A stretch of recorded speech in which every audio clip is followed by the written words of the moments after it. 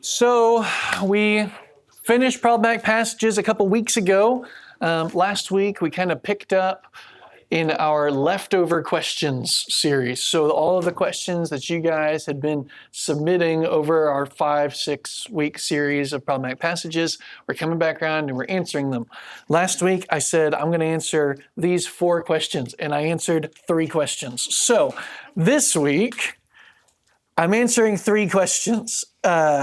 One of which is from last week. So we have tempered expectations in the interest of being thorough.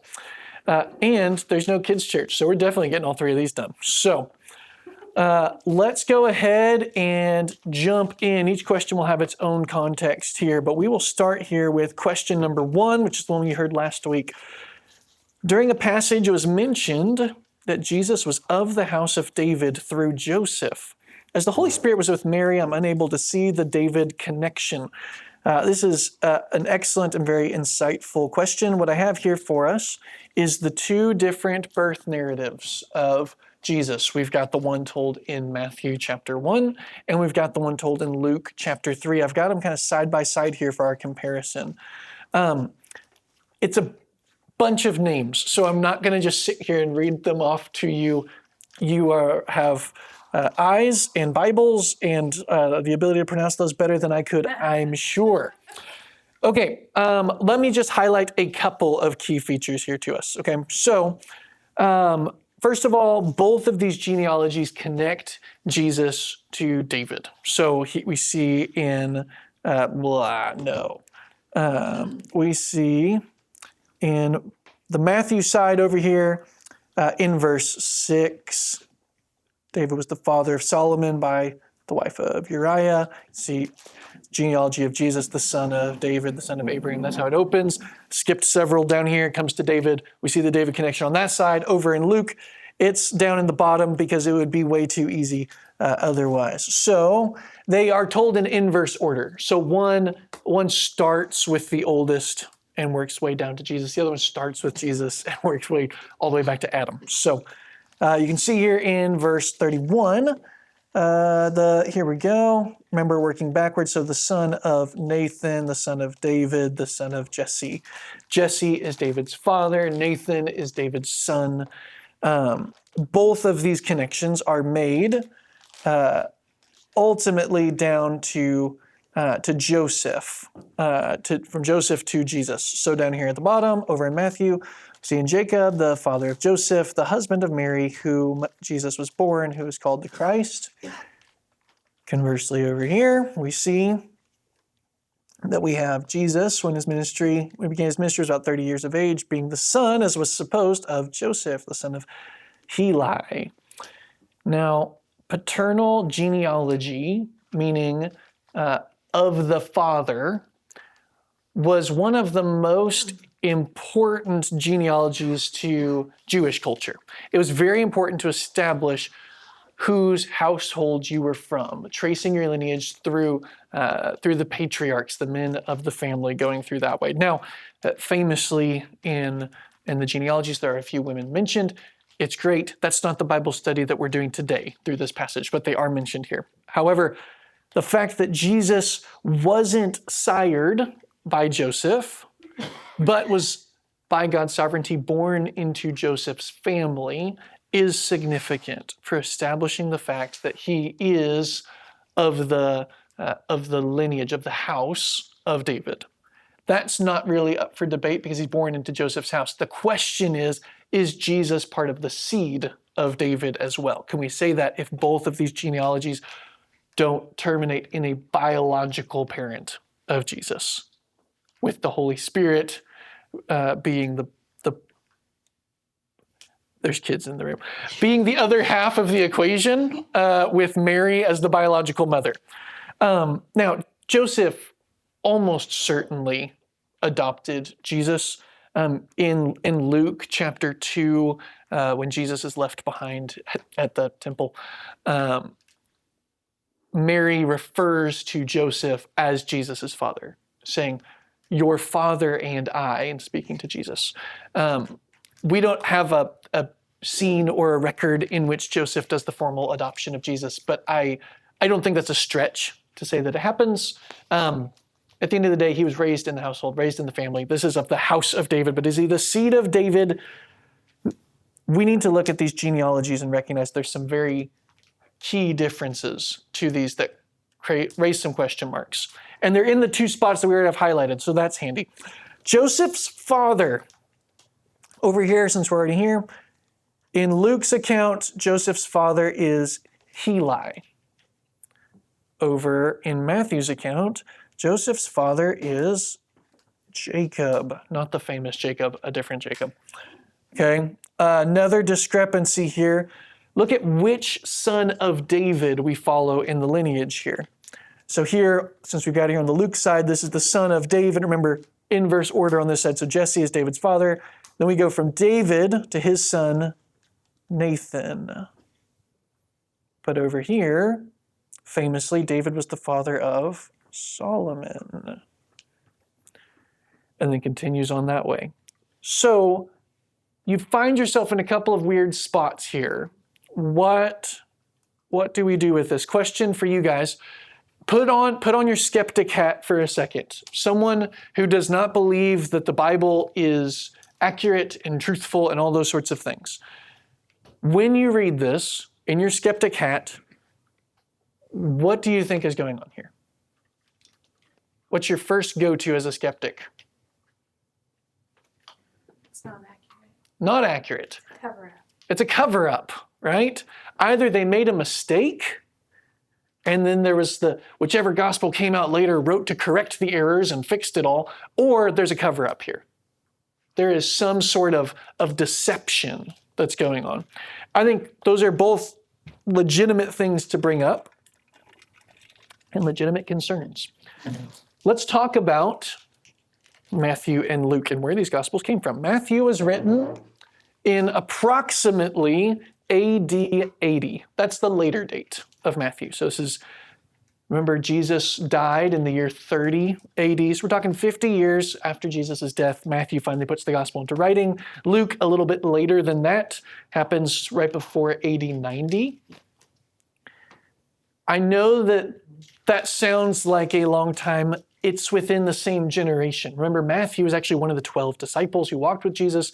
Luke is one of the people who traveled with Paul and likely was gathering information to write his gospels by interviewing people who were intimately involved in Jesus' life.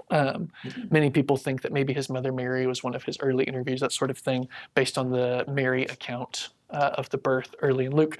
Now,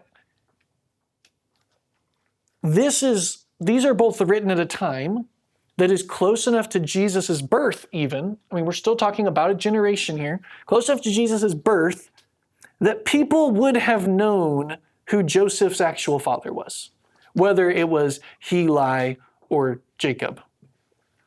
You couldn't just lie to them and they would believe this.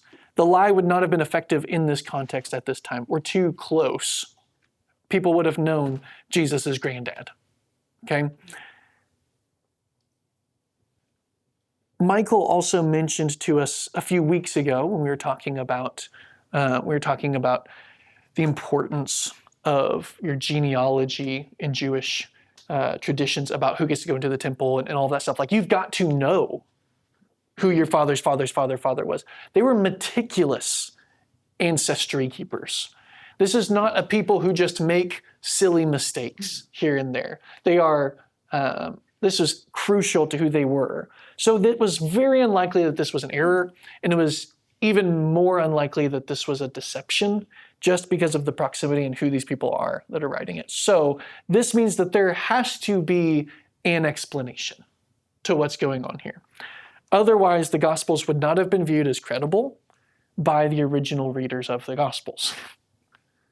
It never would have gotten off the ground, to put it shortly. Now, we're going to explore two potential explanations here that I think are more believable than it being a lie or being a mistake. So either, this is my tongue going into my cheek here, okay? Either Joseph had two dads or Joseph was Mary's brother. Okay, let's begin. Neither of those things are what they sound like, but they are actually what we're talking about. So, two dads. This is called a Levirate marriage. I think I'm pronouncing that right. Forgive me if I'm not. So from Deuteronomy 25:5, we see this. If brothers dwell together and one of them dies and has no son, the wife of the dead man shall not be married outside the family to a stranger. Her husband's brother shall go into her and take her as his wife and perform the duty of a husband's brother to her. Maybe more familiar with this as kind of the kinsman redeemer idea from the story of Ruth. This idea of, well, I don't want to get ahead of myself. You guys are going to do this with me, actually. We're going to fill out this map of the potential family trees of Joseph. Here's some for this table. There are pins in that bucket thing in the middle. There may not be very many. I don't need one. Here you go. I have them up here on the screen too that will work together to fill them in, so don't get too lost or discouraged. We're in scenario 1, Levirate marriage. I'm going to zoom in tight here so that you can see. Okay.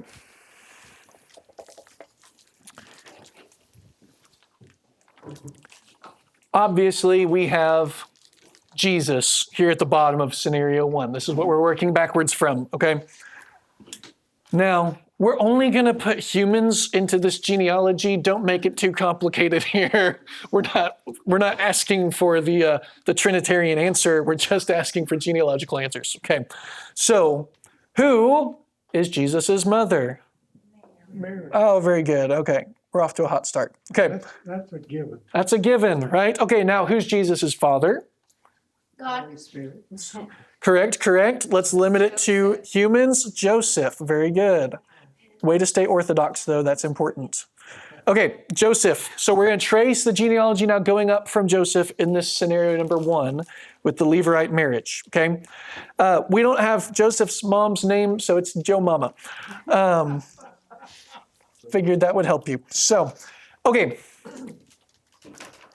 So here's what we've got. We've got the mother of Joseph has her first marriage over here to, you guys are going to have to look, I guess I'll pull up the birth narratives here too in case you don't have it open. We're looking for the son of Mathan, okay? So I'll pull up. Matthew or Luke? You'll have to do a scavenger hunt. Okay, so there's Mathan and Mathat. So who is the son of Mathan?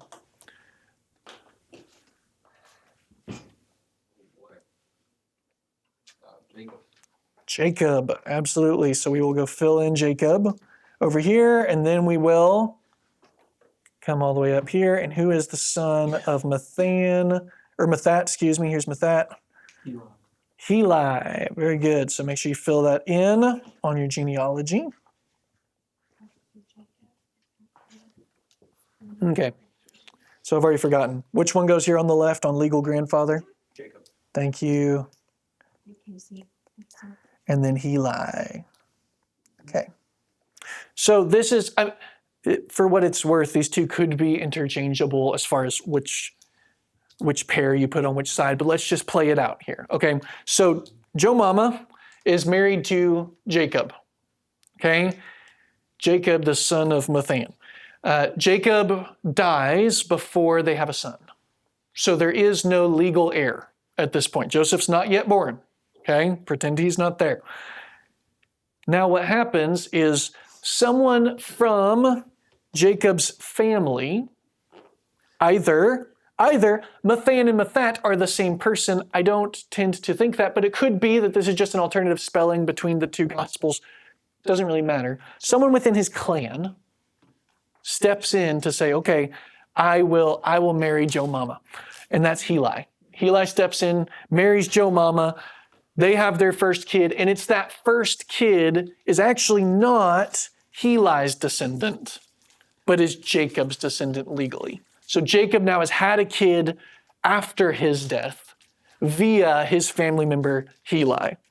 It's for the sake of keeping that line going, honoring your family, that sort of thing. That's the practice that we see here. So the reason we have two diverging yet converging genealogies here could be that one of them is Joseph's legal lineage, and the other one is his Levirate, or his biological lineage, which they would obviously converge back at David because they're from the same clan. They come from the tribe of Benjamin, all that stuff. They both end up coming back to David. It's certainly a possibility. Maybe. Option number one is that. Option number two, son-in-law adoption. Joseph is Mary's brother by adoption. Okay? Mary is very prevalent in the Luke gospel account, especially in the birth narratives and all that. It's much more Mary-centric. The Matthew birth narrative, it's much more Joseph-centric. So it would make sense that Luke's genealogy is actually Mary's genealogy. Now, it could just be enough to leave it there and to just say, we've just got the two genealogies, this is just Mary's. It talks about at the end Mary in the Luke account, all that stuff. You could absolutely go that way. There's also a very common practice in this time for families that have no son, like maybe Mary's parents, for instance. We'll fill in our Joseph and Mary here.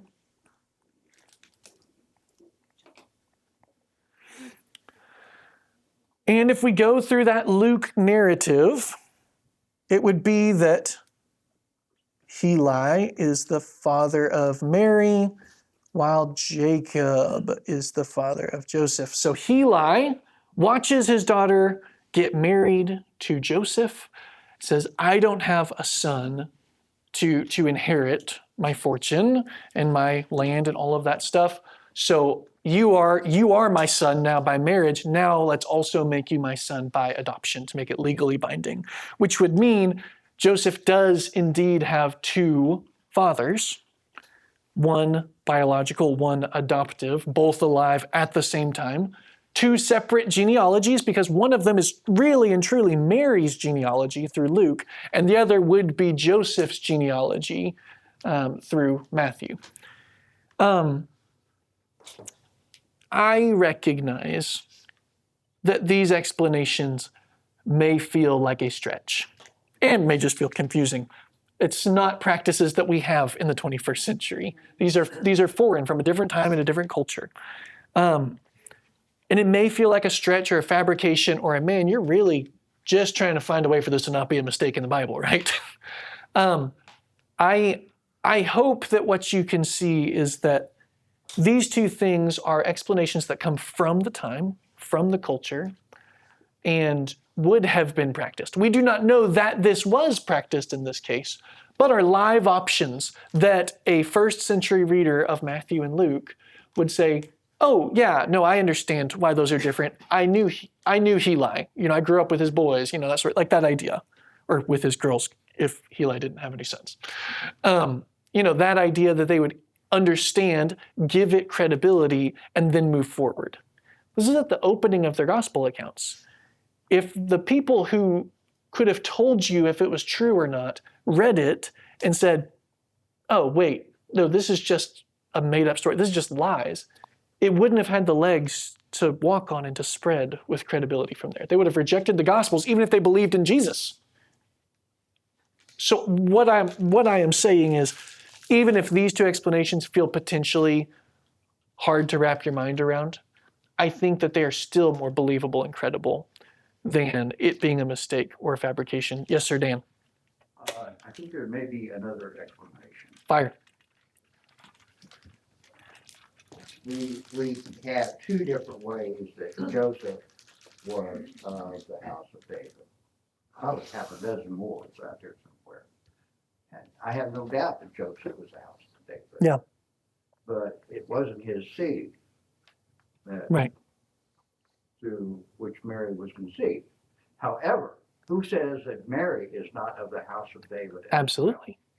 Which the second one would tell you, if it was that he was adopted, it would be that Mary is the seed of David, because this is Mary's genealogy that goes back in Luke to David, and that in Matthew, Joseph, then the household goes back to David. I realize that the ancient Hebrew was, paternalistic and it Yeah. had to be from da-da, da-da, da-da. But if Mary was of the line of David, then he is of the house of Right. David. And that's the end of it then. Yeah. And the I think what you can walk away from in confidence and comfort is that, yes, clearly, house of David. Is he the seed of David? Well, did he meet all of the criteria that have been laid out prophetically through the Old Testament for what the seed of David was going to do, which was to sit on the throne and to reign over his people forever, and to make the enemies the footstool, and to going all the way back to the Garden of Eden? Did he crush the head of the serpent? Did he all of those things going back to the Abrahamic covenant? Did he end up being a blessing to all nations? Like, yes, and so the reality is we may not know if this is Mary's genealogy or not, if he very literally comes from the biological seed of David or not. But what we know definitively is he is functionally the seed of David. So if neither of these explanations are compelling to you, rest in the fact that we know who Jesus is. and that's enough. Joseph was married to Mary. Right. And he acknowledged Jesus as his son. Right. And therefore, Jesus is of the house of David. Absolutely. We have definitively proven that Joseph was of the house of David. Yep. No question. No question. Any other thoughts or questions before we move into our second question of the day? Very good. Okay. Scroll all the way back up past all the genealogy. Okay. Our second question for today. When God wanted to kill all the Israelites and Moses changed his mind, was that the only time that God changed his mind? You want to know something wild? This is not even the fourth time I've been asked this question over the last 2 years of pastoring this church. Apparently, you people just want to know. Can God change his mind? And if so, should I be praying more annoyingly?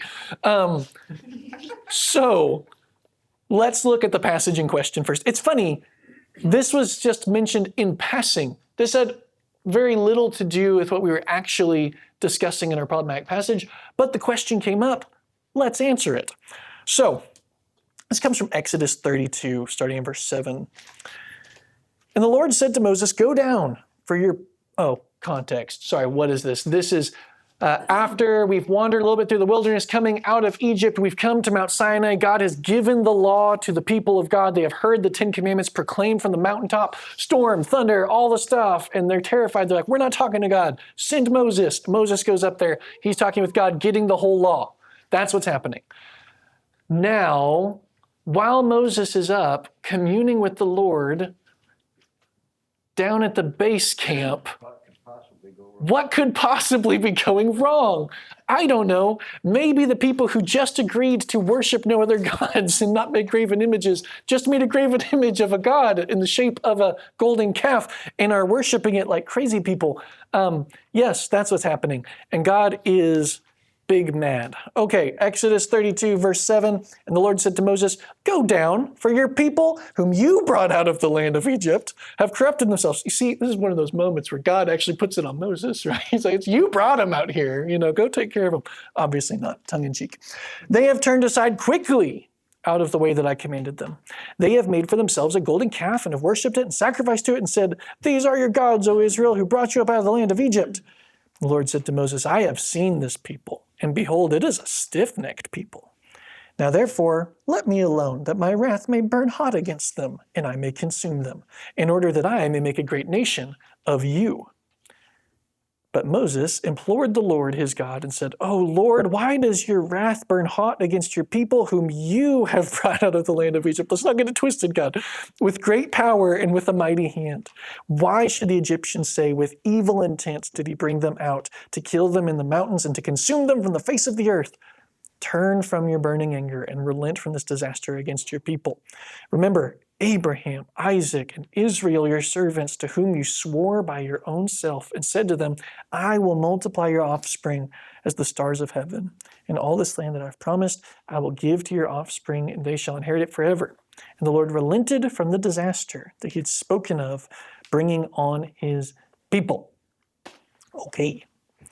God says he's going to do one thing. going to burn them all up. Just full Sodom and Gomorrah of them. And then he ends up relenting and doing the opposite, having mercy and sparing them.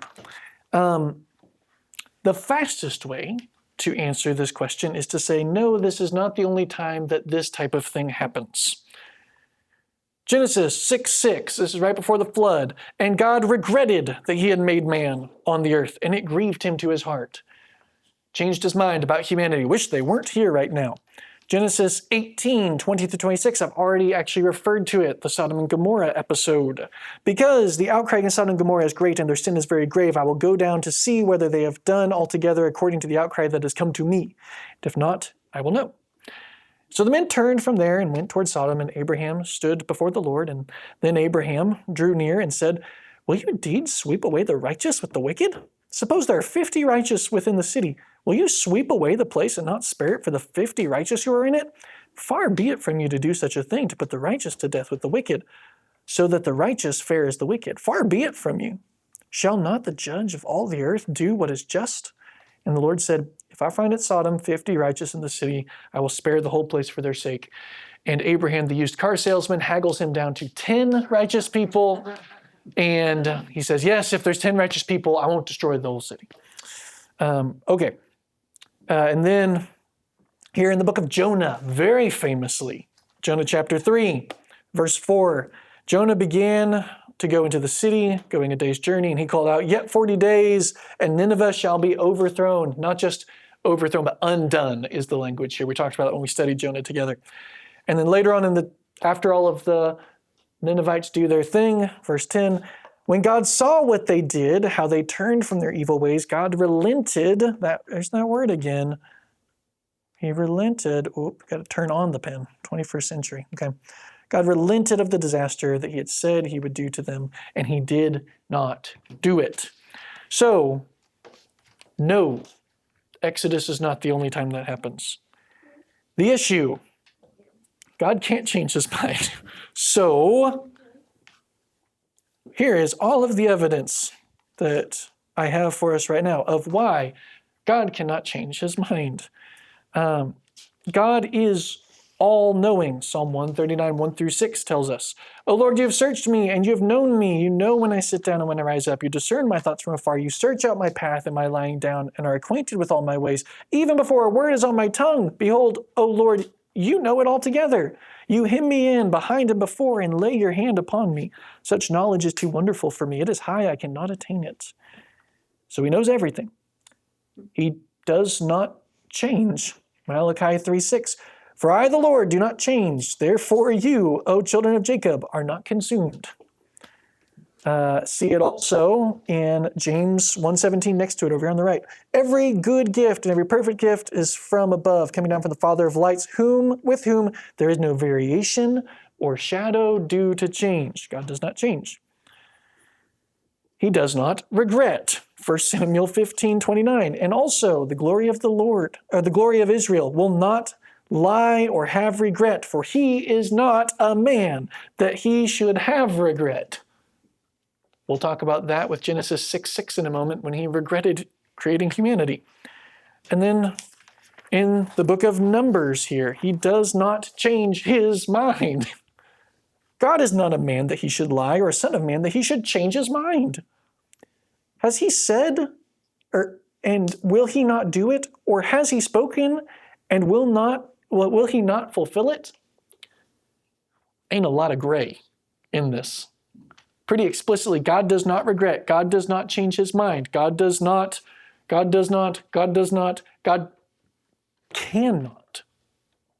In order to change your mind would be, one, to change in general, but two, to mean that he came across some kind of new information, new knowledge by which he was influenced to change his mind. He is all-knowing. That doesn't work. So what on earth are we seeing in these verses? Each case that we're looking at here, we'll look at all of them briefly. Each case has a nuanced explanation for its specific instance. But in general, these are called anthropopathisms. Anthropopathisms. They're like anthropomorphisms. So if you're more familiar with anthropomorphic language, that's when we use human characteristics to describe the shape of something, the physical characteristics. Anthropomorphism is used to describe using human emotions and thoughts to describe something that's not human. Okay, so it's a nuance. It's a figure of speech that we use for finite human emotions to describe an infinite God.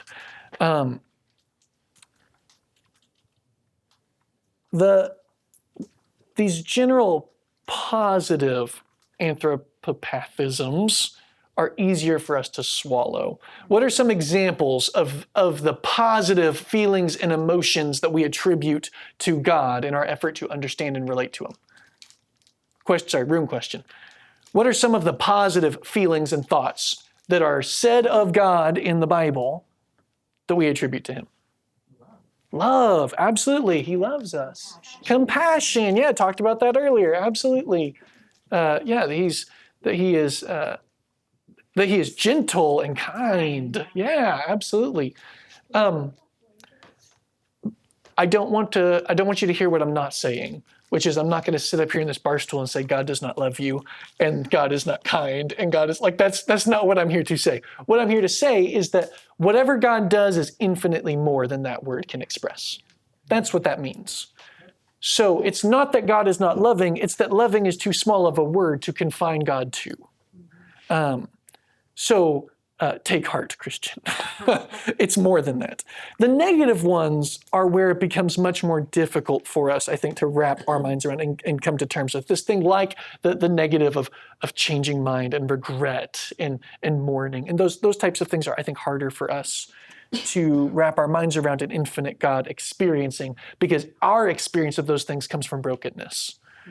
The reason that I change my mind is because I don't have perfect knowledge. The reason that I mourn is because there is death and loss and grief and those sorts of things. And God surely doesn't experience those things in the same way I do.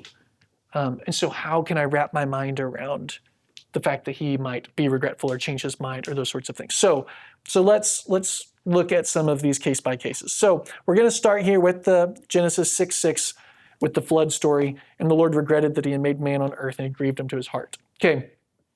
I want you guys to handle this one because I would rather you than me. Table question. I want you guys to discuss and brainstorm how you might respond to someone who comes to you with this Genesis 6:6 verse and this 1 Samuel 15:29. You know, the one where it says God doesn't regret and the one where it says God regrets. I want you guys to pretend you're sitting at a coffee shop with a buddy and they just asked you about these two verses. And I want you guys to brainstorm some ways that you might respond or walk through that at your tables. You may not get an answer you're happy with, but it's a good exercise. Spend some time. Barbara, would you lead us off, please? Barbara, let's go first. We've got some really, really good stuff. To me, if I sum it up, Yeah. it'd kind of be, okay, like God is sitting there and He loves His children and He knows all this and then they do something else. Yeah, like, that's how I see it. One big spiritual facepalm. Yes. Yes, absolutely. I love it. Alyssa, what did you guys talk about? Basically the same, that probably the word of like grief or not regret, but like mourning would be probably more accurate to describe God's sadness over brokenness and that justice has to come, even though He has a plan to make it better. Yeah, maybe put it in terms of God is about to have to do something regrettable, not something that He will regret. I know that feels like maybe a fine line there, but it's regrettable that I have to come to this point of bringing a flood to wipe out everybody. But it's not that I'm filled with regret in that sense. Maybe. I'm not trying to go too far out there. Let me, Alyssa brought it up over here earlier. I want to bring it up for all of us. This very much takes me to John chapter 11, when Jesus is going to Lazarus. He's on the way to raise Lazarus, and the sisters come out, Mary and Martha. Lord, if you had just been here, my brother wouldn't have died. And Jesus weeps, right? Shortest verse when you're doing your Bible verse memorizing, you always start with Jesus wept. Why would Jesus weep about that? That makes no sense. He's literally about to go raise Lazarus. He knows he's about to raise Lazarus. He's told his disciples he was about to go raise Lazarus. There's no question marks. Why does he cry? Well, there's a lot of allegory here, a lot of correlation, I guess I should say. He knows that he's about to make it right. Jesus with the resurrecting of Lazarus, God with the bringing of the flood. He knows how it ultimately gets fixed. For Jesus, he knows the way that death ultimately gets fixed is when Jesus comes back again, not at this time that he's on earth, but the next time, while God knows the way that sin gets defeated is when Jesus comes the first time to answer for this and to heal this. But it's still sad and evil and broken right now. This is still bad. It still hurts to watch people suffer. The wickedness was so severe on the earth in Genesis chapter 6 that everyone suffered. It was horrible. And so why did Jesus weep? Because this stinks. And why does God regret having created humanity? Because we stink. And so I think that there's something to be said for that. It's not an about-face changing of his mind. He doesn't wipe out humanity, right? If he was really regretful of creating humans, he could have uncreated them right there. He doesn't. He continues through Noah onwards. So it's not regret in the way that we believe and use regret to describe ourselves. Clearly, he doesn't undo it when he could have. Our next one, let's look here. This was the Sodom and Gomorrah one, right? This is the haggle them down about the righteous people. Abraham bargains with God to not destroy everyone if there's ultimately at least 10 righteous people. Spoiler alert, God does destroy Sodom and Gomorrah because there aren't 10 righteous people. Abraham could have kept haggling lower and lower. You could argue there was one righteous person. You could argue, which would be Lot, Abraham's nephew, the one who comes out, that his 2 daughters come with him. But everything that happens right after that is not a super awesome scene either. The wife turns around, is turned into a pillar of salt. The daughters, there's a cave. You have to go read it. It's bad. And Lot was, no one is righteous, not even one. Could we just sit here and say, God's laughing to himself as Abraham is haggling him down? He's like, there's none, 0 righteous people. I already know this. God's not actually getting his mind changed at all here. It might kind of look like that he's being talked off a ledge. God already knew how many people were wicked there. He knew what was going to happen. We already talked about that he's omniscient. He knows all things in Psalm 139. He wasn't changing his mind, but why did he do this? Now Abraham understands just how wicked Sodom and Gomorrah was. Because Abraham didn't know. Abraham doesn't even go to Sodom and Gomorrah to see this. He doesn't know what happens when these angels come in Genesis 19. It's bad things. Abraham now has a metric. He's like, oh, God would not have wiped them off the map if there was 10 righteous people. He made me a deal and he keeps his promises. Now Abraham knows it was bad news. And now Abraham better understands how God views sin. And there's a whole wind-up for the pitch in Judges 19. You guys know it. We talked about it in the past. It's great. And by great, I mean awful. So that's kind of the explanation for that. It's not really a mind-changing. Jonah chapter 3, when we talk about the changing of minds here, God proclaims he's going to destroy Nineveh, then he relents. God's not being bipolar or fickle. He's actually being radically consistent. Jeremiah 17, 7-8 says this about God. If at any time I declare concerning a nation or a kingdom that I will pluck up and break down and destroy it, and if that nation, concerning which I have spoken, turns from its evil, I will relent of the disaster that I intended to do to it. There's also the inverse of this right after. He said, if I've made a promise to a nation to not destroy them, and they reject me, I will destroy them. Speaking to Israel. This is a warning to Israel. Now, This is who God is. He's complicated. There's a lot of facets to this, but God always responds to true repentance with mercy. That is his nature, within his nature to be merciful. And that might be difficult for us to wrap our heads around, so I have a prop, an activity of sorts. I need 4 volunteers with working fingers. What's in the box? Wouldn't you like to know? I've seen that movie. It's not that.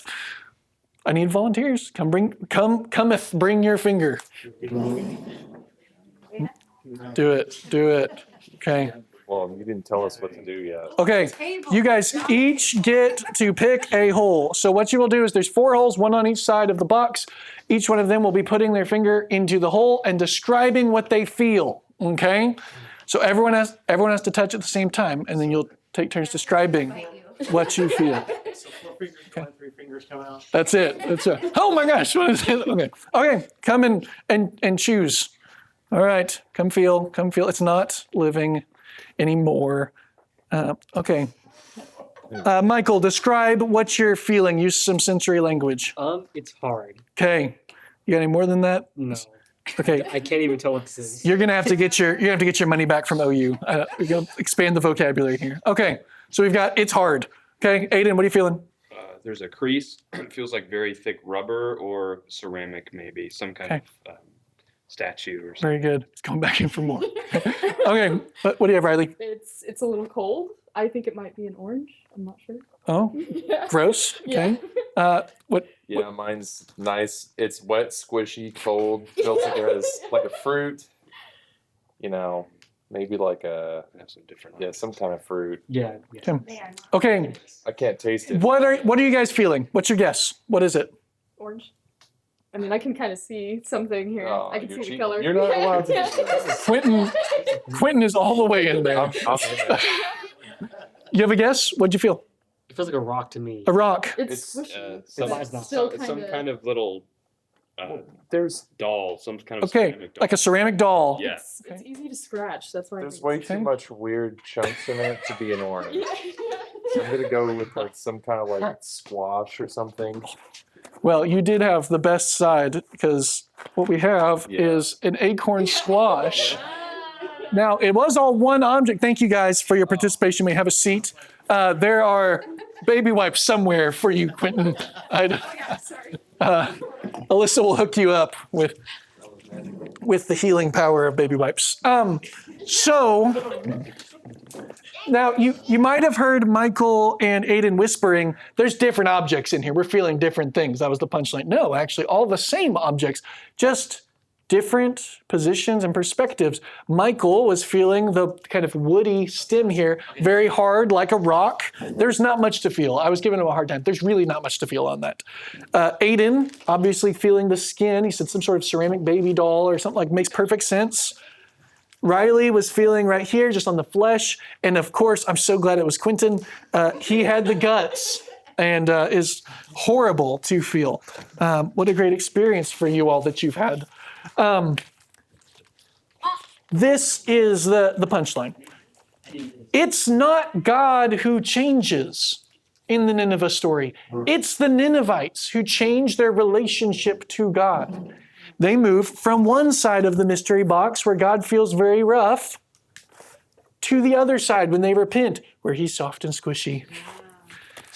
See, it's great. It's not God that's changing, it's our relationship to him. We experience him differently when we ourselves are differently aligned to him. When you are in obedience, he is like one way to, he's like a nurturing father. When you are in rebellion, he is like a judge who is pronouncing against you. When you are at rock bottom and you are broken, he's the one who pays your debts and comes to seek out the lost sheep. These are not different gods. We often hear this critique of the God of the Old Testament. Oh, he's so mean. And the God of the New Testament, he's all soft and squishy. No, there's a different covenantal relationship here. We are postured differently in our relationship to God. That's what we're seeing here. And so I've teased it long enough. Let's come to the one in question here that started it all, right? Exodus, Moses. I've just been vamping, so I didn't have to answer this one. Because this one is one of the more difficult ones, actually. God says he's going to consume Israel and start over with Moses. Very out of character for God. Obviously, with the Noah scene set aside as a unique instance in which he says, I won't do this again.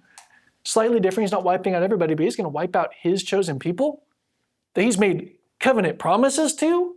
And he's just going to be like, never mind. We'll try again. That doesn't feel very within his character. Then he relents after Moses reminds him of his covenant promises. Can any of you, this is a room question, can any of you think of another time that God asks something of a patriarch that is very out of God's character to ask him to do, and then he doesn't actually let him do it at the end? A very leading question. Abraham and Isaac. Abraham says, or God says to Abraham, child sacrifice. Like, this is the wrong God. What is going on here? And so he goes and he takes him up there all the way to the point of tying him down, ready to strike. And God says, no, stop. Use this instead. That was a test of Abraham's faith in God after showing tremendous faithlessness prior to that, right? Could it be Exodus 32 is a test of Moses? Mm-hmm. And I pointed it out earlier. Your people, whom you brought up out of the land of Egypt, have corrupted themselves. Mm-hmm. All of a sudden, they're Moses' people. What trap, what test is God laying for Moses here? Pride. Boom, all over it. He's like, Moses, remember all these things that you did to bring them out of Egypt? You remember when you threw the staff and turned into a snake? It was so cool. This is the trap that's been set for Moses. And how does Moses respond? In humility and saying, no, first of all, God, these are your people. And you're the one who's rescued them. And you're the one who's made promises for generations to them through this and that and this and that. It shows Moses is locked in with following God as a way to lead his people. Not by his own strength, not by his own abilities. This is Moses' opportunity to go by the wayside, and he doesn't. God cannot change his mind, but there are several times he appears to. That would be my answer to the question that was asked. God's not like us. Therefore, he cannot be accurately captured by our limited language, but he's given us imagery to better relate to and know him. Okay, then I've got this last one that's actually shorter than the others. Thank goodness. Number 3. How can the murder of babies ever set right the sins committed against those exiled to Babylon? 2 wrongs cannot make a right, which is why the standard in the Bible for justice is God's responsibility alone. If you have not been with us for problematic passages, we talked about killing babies. This comes from Psalm 137, 8 through 9. This was one of our passages for problematic passages. So quick refresher, I will go through it at lightning speed. O daughter of Babylon, doomed to be destroyed, blessed shall be he who repays you with what you've done to us. Blessed shall he be who takes your little ones and dashes them against the rocks. As a refresher, we talked about maybe 2 potential ways to understand this passage. Looking at it as revenge or a yearning for justice. Similar but different, okay? Revenge, the author's sentiment would be something more like, I want them to hurt in the same way they've hurt me. Emphasis on the pain and the suffering of others. Revenge. If this were the case and how we understand this passage, it's a very genuine display of human emotion. In the depths of sorrow, in the exile, when they're away from home, they have watched families torn apart and killed, and brutality and violence. And we can understand the pain, maybe not fully in the depths of that, but we can understand the pain and understand that this is a descriptive, not prescriptive moment in the Bible where we see pain, but it's not telling us this is how you ought to handle your pain. Revenge is not endorsed in the Bible. Period. Full stop. We talked about that. Now, what if it's yearning for justice? So that sentiment from the author would be, God, there has been an egregious wrong done here, and there needs to be penance, or there needs to be payment for that wrongdoing. The emphasis is on restoration, not on pain. Nuanced difference, but we can take them in different directions here, okay? The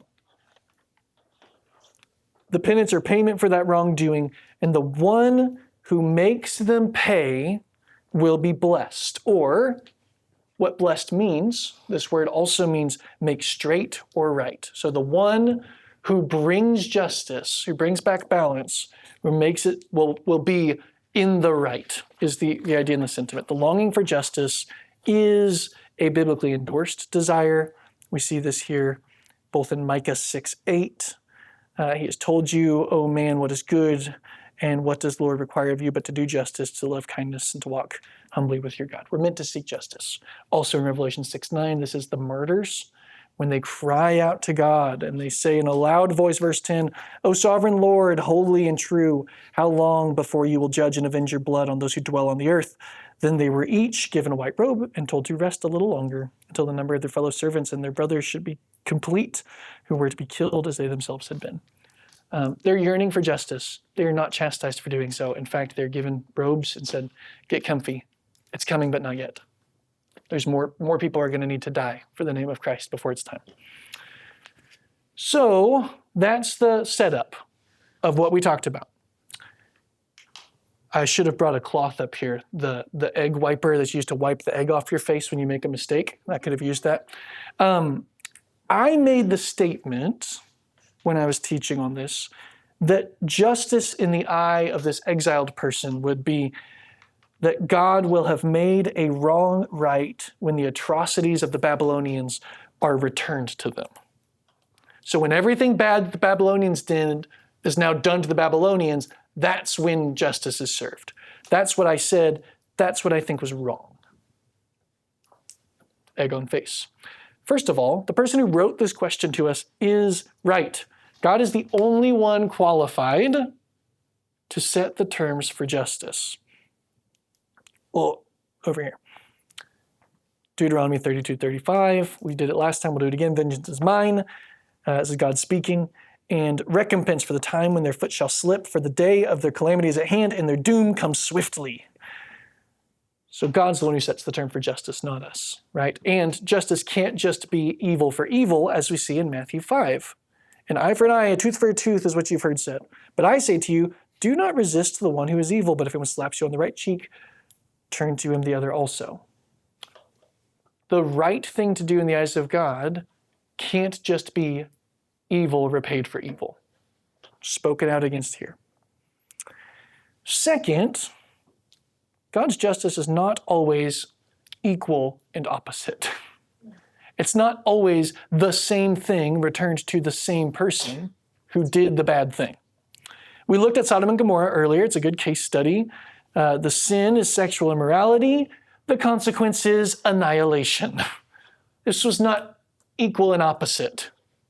It was justice. It was payment for the sin and the wickedness that was there. But it wasn't just vicious violence repaid with vicious violence. It wasn't just sexual immorality repaid with returned sexual immorality.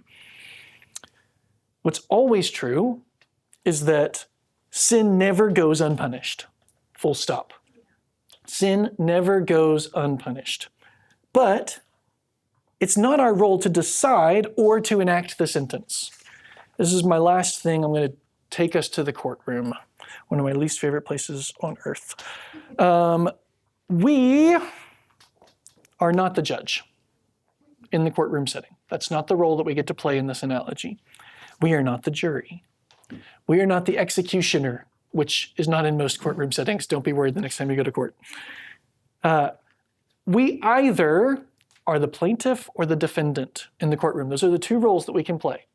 Either the defendant, meaning the one who's on trial, you have sinned against God and are on trial for that sin, or you're the plaintiff. You're someone who has been hurt by someone else's sin, and you're raising that up to God, saying, God, who is the judge? God, they have done a great wickedness to me. They ought to be judged. So you're either the plaintiff or the defendant.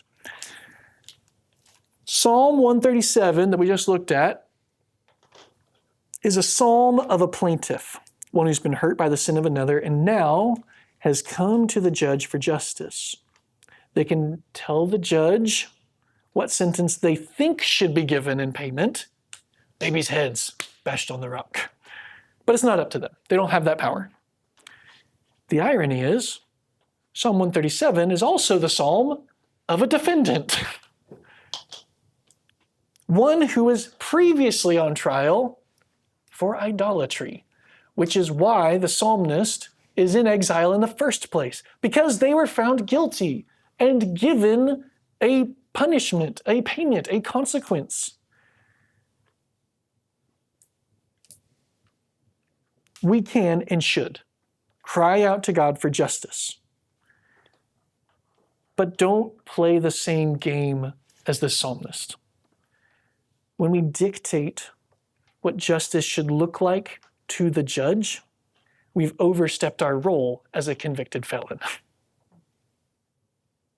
We would never let that in any other courtroom setting, to let a convicted felon come in and be like, well, you know what, judge, this is how we should probably handle this. They're not trustworthy. They don't have the grounds to stand up. They're not allowed to do that. Neither should we. We should not put ourselves in that position of saying, God, this is how you should fix this. But instead, practice trust.